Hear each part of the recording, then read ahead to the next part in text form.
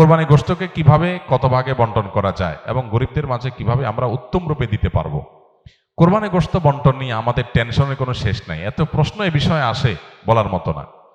কোরবানি গোশতকে 3 ভাগে ভাগ করা মুস্তাহাব বা উত্তম। এই হুবহু 3 ভাগ না করে কেউ যদি 4 ভাগ করে বা 2 ভাগ করে বা একটু হেরফের করে তাতে কোরবানির অসুবিধা হবে না, কিন্তু উত্তম হলো এটা। আল্লাহ রাব্বুল আলামিন কোরআনে কারিমে বলেছেন ফাআতিমু ফাকুলু মিনহা ওয়া আতিমুল কানিআ ওয়াল মু'তার। আর জায়গায় বলেছেন ফাকুলু মিনহা ওয়া আতিমুল কানিআ ওয়াল বাইসাল ফাকির। এক জায়গায় বলেছেন আল বাইসাল ফাকির, আর জায়গায় বলেছেন আল কানিআ ওয়াল মু'তার।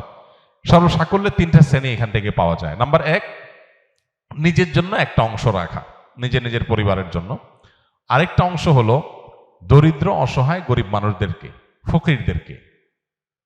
আর আরেকটা অংশ হলো আপনার প্রতিবেশী আত্মীয় স্বজন যারা হয়তো মানুষের কাছে হাত পাততে পারে না, এরকম মানুষদেরকে।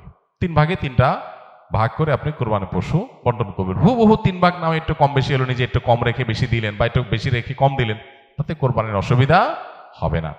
আর গরিবদের মধ্যে বন্টন করার ক্ষেত্রে সবচেয়ে উত্তম হয়, বিশেষ করে আজকাল আমাদের সমাজে কিছু মানুষ আছে যারা মানুষের কাছে হাত পাততে পারে, তারা বাড়ি বাড়ি যে কোরবানি গোশত কালেকশন করে, তাদেরকে আপনি দিবেন।